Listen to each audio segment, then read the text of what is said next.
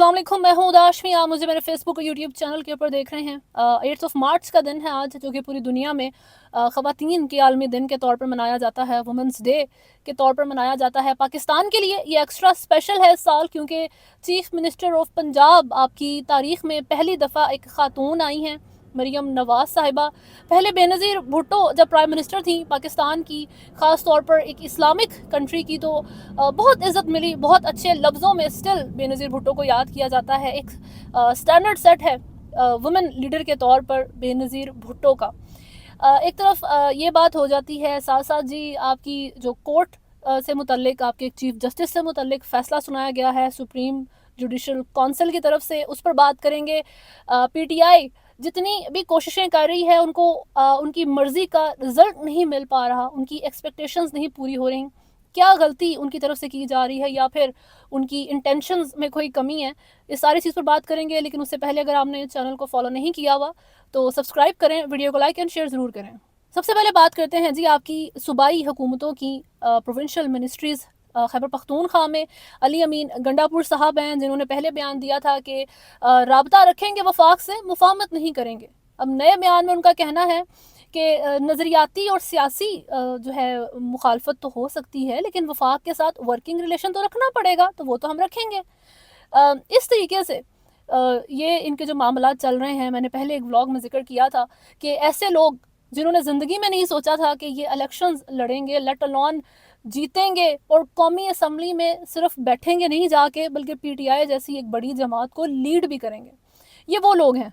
अभी जो voter supporter loyal PTI का, इमरान खान का है, वो इन चीज़ों को महसूस नहीं कर पा रहा। उनको लगता है कि जो भी पीटीआई की लीडरशिप की तरफ से बात की जा रही है वो सही है, या फिर अगर वो इस तरह की दोगली बात कर देते हैं तो उनको लगता है कि नहीं, ये वैसे ही बात कर रहे हैं, ये झूठ है, या ऐसा हो नहीं सकता। थोड़ा सा वक्त गुजरने दें, आपको ये जो भी गैर महसूस तरीके से मामला चल रहे हैं, ये आपको बहुत क्लियर नज़र आएंगे कि ये सब लोग पीटीआई के इस वक्त जो पार्लियामेंट्स में अपनी सीट्स ले चुके हैं, कौमी ये पंजाब असम्बली में, खैबर पख्तूनख्वा असम्बली में अपनी सीट्स ले चुके हैं, ये अपनी पोजीशंस को एंजॉय करेंगे। जिस शहबाज शरीफ को, जिस पीएमएलएन को सख्त तनकीद का निशाना इन्होंने बनाया, या जिस जरदारी को इन्होंने, जो आपके सदर हैं, उनको बुरा भला कहा, उन्हीं के साथ मिलके ये काम करेंगे। उनकी यस लाइक यस बॉस की तरह उनकी हाँ में हाँ मिलाएंगे, जहाँ वो ना करेंगे उसको एक्सेप्ट करेंगे। इस तरीके से उन्होंने मामला चलाने हैं। ये अपनी पोजीशंस को एंजॉय करेंगे।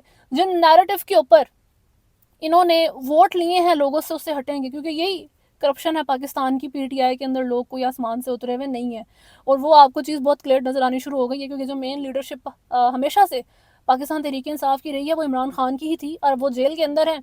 तो इस तरह के अब लोग जो आपकी अब लीडरशिप के अंदर आ चुके हैं। कल भी मैंने शहबाज गिल के एक व्लॉग का जिक्र किया था, जिसमें उन्होंने क्लियरली बोल दिया था कि आप इमरान खान के अलावा किसी की तरफ भी अपनी ब्लाइंड लॉयल्टीज़ मत पॉइंट करें, किसी के ऊपर इतना यकीन ना करें कि लड़ने मरने पर उतर आएँ। एक तरफ ये बात हो जाती है। जहाँ तक मरीम नवाज़ की बात है, तो 8 फरवरी के इलेक्शंस से लेकर अभी तक, बल्कि इलेक्शन से पहले भी उनको बहुत तनकीद की गई। पीएमएलएन को इन जनरल बहुत ज़्यादा क्रिटिसिज्म मिला था, और मरीम नवाज़ फेस हैं इस वक्त पीएमएलएन का, क्योंकि वो पहली दफ़ा इस पोजीशन के ऊपर आई हैं। उन्होंने नवाज़ शरीफ की एब्सेंस में बहुत ज़बरदस्त, बहुत अच्छी खासी कैंपेनिंग की थी। किसी तनकीद से वो रुकी नहीं। जोन सा एक मिजाज चाहिए था कि अग्रेसिव अप्रोच चाहिए थी, तो वो अग्रेसिव अप्रोच के साथ ही उन्होंने वो कैंपेनिंग की है। अच्छी थी, बुरी थी, ये एक अलग चीज़, आप साइड लेते हैं नहीं लेते हैं, वो एक सेपरेट डिबेट है। लेकिन अभी परफॉर्मेंस की अगर हम बात करें, तो उन्होंने सोशल मीडिया टीम उनकी जो वो काम कर रही हैं उसको उनकी या पीएमएलएन के पेज के ऊपर अपलोड किया जाता है, या उनके ख़ुद के पेज पर अपलोड किया जाता है। उनकी जो हाइपर एक्टिविटीज़ हैं, हर चीज़ रिपोर्ट हो रही है, लोगों तक पहुंच रही है।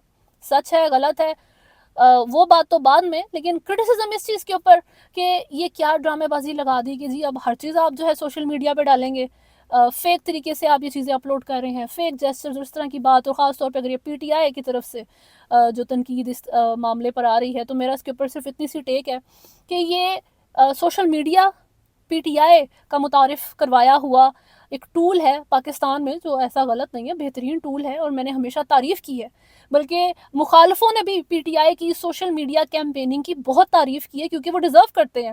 آپ کے جلسے جب بند تھے تو آپ ورچوئل جلسوں کی طرف آئے، آپ نے ورچوئل طریقے سے اپنے ووٹر سپورٹر کو ایجوکیٹ کیا، اویئر کیا بہت سے معاملات سے، تو ڈیزرو کرتے ہیں وہ اس طرح کی تعریف کو۔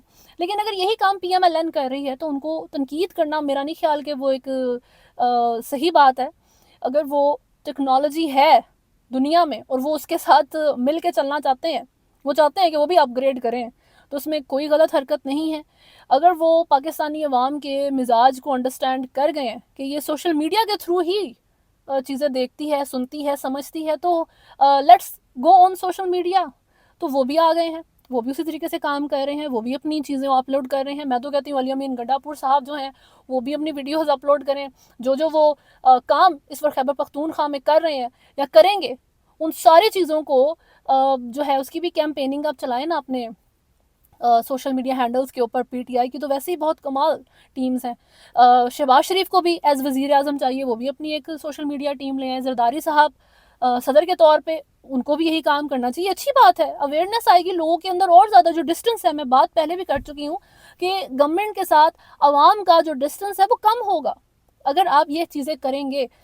آنے والی جو حکومت ان الیکشنز کے بعد تھی، یہ میں بہت وقت سے کہہ رہی ہوں، اس کے لیے بہت ٹف جابز ہیں۔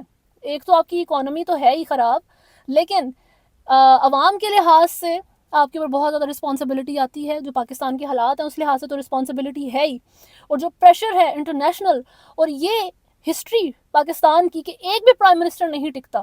امید تو میری یہی تھی کہ اس والے پرائم منسٹر کو آپ 5 سال پورے کرنے دیں، فار دا سیک آف جمہوریت، at least for the sake of Pakistan کے اس ٹوٹے پھوٹے سسٹم کے لیے ہی صحیح، اس وزیر اعظم کو ٹکنے دیں۔ الیکشن سے آیا ہے، سلیکشن سے آیا ہے، لیکن اب وہ ایک پوزیشن پہ بیٹھ گیا ہے، اور پی ٹی آئی کے یہ لوگ جو قومی اسمبلی میں اپنی سیٹیں انجوائے کر رہے ہیں اس وقت، اپنے نیریٹو سے دور ہٹ چکے ہیں، وہ اپنے دماغوں میں تو ہٹ گئے ہیں، پریکٹیکل بھی نظر آ جائے گا آپ کو، تو ان لوگوں نے بھی ایکسیپٹ کر لیا ہے کہ ہم اپوزیشن میں ہیں، ہم اس طرح کے مزے کریں گے، اور یہ گورنمنٹ آ گئی ہے، بات ختم، ان کا جتنی بھی فائٹ تھی وہ رک چکی ہے۔ تو اس حکومت کے اوپر پرفارم کرنے کا پریشر بہت زیادہ ہے، ایک بات یہ ہے۔ دوسری بات، جو مریم نواز ہیں، اگر آپ علی امین گنڈا پور کے ساتھ ان کا کمپیریزن کریں تو ان کے اوپر مریم نواز کے اوپر پریشر بہت زیادہ ہے پرفارم کرنے کا۔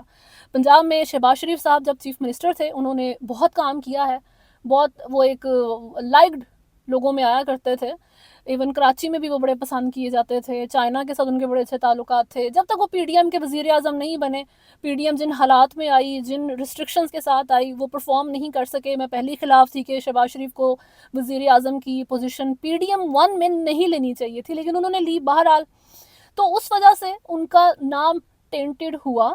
چیف منسٹر آف پنجاب کے طور پہ ان کی بہت رسپیکٹ تھی۔ بہرحال ہم کرائٹیریا کی اگر بات کریں تو مریم نواز کے لیے شہباز شریف جو ہیں وہ سٹینڈرڈ سیٹ کر کے گئے ہیں، محسن نقوی سٹینڈرڈ سیٹ ان کی طرف سے پنجاب میں کیا گیا ہے جب وہ نگران حکومت میں آئے تھے۔ تو اس لحاظ سے Maryam Nawaz has a tougher job to do Ali Amin Gandapur کے کمپیریزن میں۔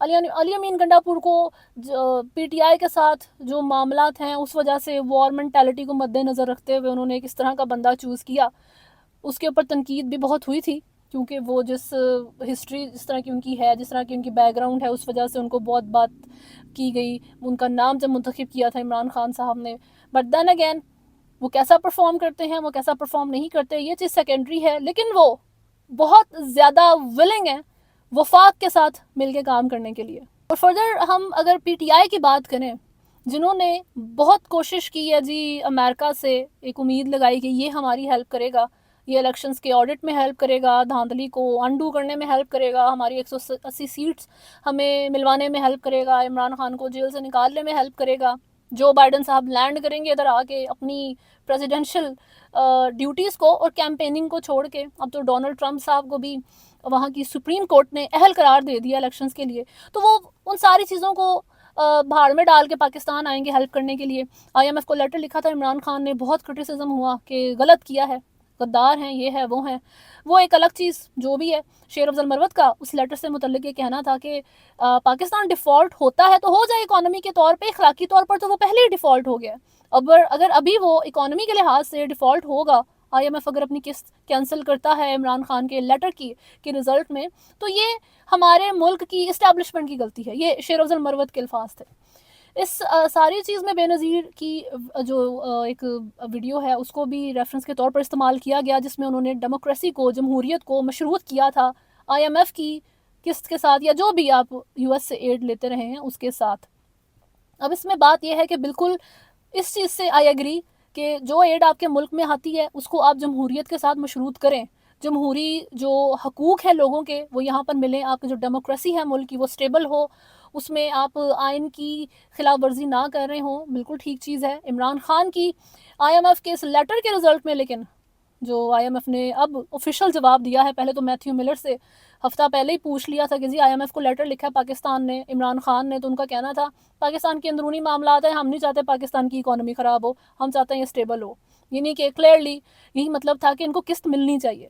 ابھی آئی ایم ایف نے سب سے پہلے تو انہوں نے وضاحت دی ہے کہ جی ہمیں ایک خط موصول ہوا ہے عمران خان کی طرف سے، جس میں انہیں یہ کہا گیا ہے کہ آپ نہ قسط دیں پاکستان کو، پاکستان کی اس نئی حکومت کو. لیکن آئی ایم ایف پاکستان کے اندرونی معاملات میں نہیں پڑنا چاہتا، ان کا یہ کہنا ہے، اور پاکستان کو یہ قسط جاری کی جائے گی اور فردر اس نئی حکومت کے ساتھ مل کے کام کرنے کے منتظر ہیں. یہ بھی آئی ایم ایف کی طرف سے بیان جاری کیا گیا ہے. پی ٹی آئی کی ساری کوششیں ناکام ہو گئیں. پی ٹی آئی کو دوسری جو امید تھی جی ڈونلڈ ٹرمپ سے، اب بنی ہے نئی جب سے وہ اہل قرار ہوئے ہیں کہ یہ چلو نومبر میں پریزیڈنٹ کے الیکشنز ہوں یو ایس اے میں، اور وہ اگر پریزیڈنٹ بن گئے تو وہ عمران خان کے لیے آئیں گے، کیونکہ جب لاسٹ ٹائم ان کی ملاقات ہوئی تھی عمران خان کے ساتھ تب تک تو وہ پسند کرتے تھے خان صاحب کو، تعریف بھی کرتے تھے. لیکن دین اگین میں نے پہلے بھی ذکر کیا تھا کہ رشیا کے پاس جب آپ گئے تھے، اس وقت جب رشیا دنیا میں ایک ولن کے طور پر پورٹرے تھا، وہ آپ کو کوئی ایڈ نہیں دیتا، وہ آپ کے ساتھ کوئی ٹریڈ نہیں کرتا. امریکہ ہے جو آپ کو بھیک دیتا ہے، امریکہ ہے جس کے ساتھ آپ کے سارے آئی ایم ایف کی قسطیں چلتی ہیں. ہمیشہ سے یو ایس ایڈ، سارے معاملے، آپ کی ساری امیگریشنز کے سارے مسئلے آپ کے یو ایس اے کے ساتھ ہیں. اس کو اگنور کرتے ہوئے آئی ڈونٹ نو کس کے مشورے پر عمران خان صاحب نے سوچا کہ میں رشیا جا سکتا ہوں، وہاں گئے. اس کے بعد امریکی سازش کا جو ایک مسئلہ، ایک شور مچا تھا پی ٹی آئی کی طرف سے، اس ساری چیز کے بعد امریکہ سے کسی بھی طرح کی امید لگانا، میرا خیال ہے اس سے بڑی خوش فہمی اس وقت پی ٹی آئی نہیں پال سکتی. چلیں یہ تو باہر کے فورسز ہو جاتی ہیں، تو باہر کے لوگ ہیں. آپ اگر پی ٹی آئی کے اندر لوگوں کو دیکھیں، الیکشنز کے بعد کس قسم کی ان کی طرف سے کوئی کیمپین کی گئی ہے، کوئی پروٹیسٹ کیا گیا ہے.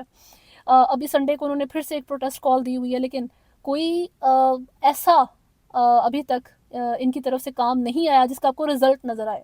الٹا ایسے بیان آ رہے ہیں جس سے یہ ثابت ہو رہا ہے کہ اس اپوزیشن نے اس وفاق کی حکومت کو ذلیل کر کے جتنا مرضی انہوں نے برا بھلا کا ووٹ لینے کے لیے اب ایکسیپٹ کر لیا ہے. چاہے وہ گوہر علی خان کے بیان ہوں جس میں وہ کہہ چکے ہیں کہ ہم نہیں چاہتے کہ کوئی لڑائی ہو، ہم نہیں چاہتے کہ ہم ایک بری طرح کی اپوزیشن بنے، ہم کوپریٹ کرنا چاہتے ہیں وفاق کے ساتھ. یہ بیان گوہر علی خان دیتے ہیں، پھر علی امین گنڈا پور ایک دفعہ نہیں 2 دفعہ ان کی باڈی لینگویج کے اندر بھی آپ کو یہ چیز نظر آ چکی ہے کہ وہ وفاق کے ساتھ مل کے کام کرنے کے لیے ریڈی ہیں.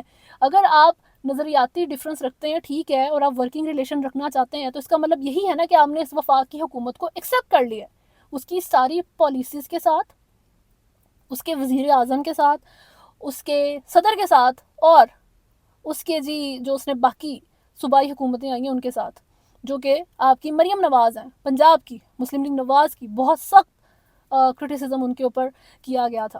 تو یہ تو پی ٹی آئی کے اپنے خود کے حالات ہے. تو یہ کس طرح کی، آپ کس طرح امریکہ سے کچھ ایکسپیکٹ کر سکتے ہیں جب آپ کے اپنے خود کے لیڈر ایسے ہیں.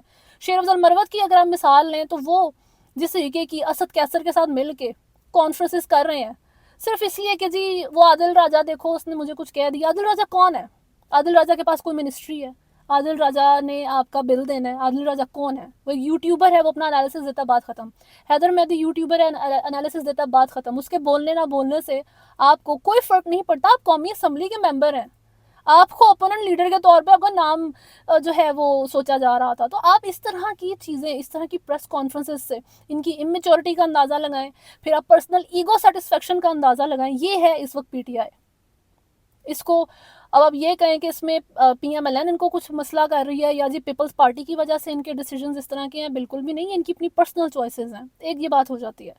तो ये मामलात इस हुकूमत के साथ तो इस वक्त यही नज़र आता है कि इस सारी लड़ाई, इस सारी इलेक्शन कैंपेन में जो लोगों की सिंपथियां इकट्ठी करके वोट लेने के लिए PTI ने किया है, उसका एंड रिजल्ट सिर्फ यही निकालना था इन्होंने कि इस वफाक को उन्होंने एक्सेप्ट कर लिया है, इस वफाक की हुकूमत को एक्सेप्ट कर लिया है, जिसको उन्होंने बहुत ज़्यादा ख्वार किया था।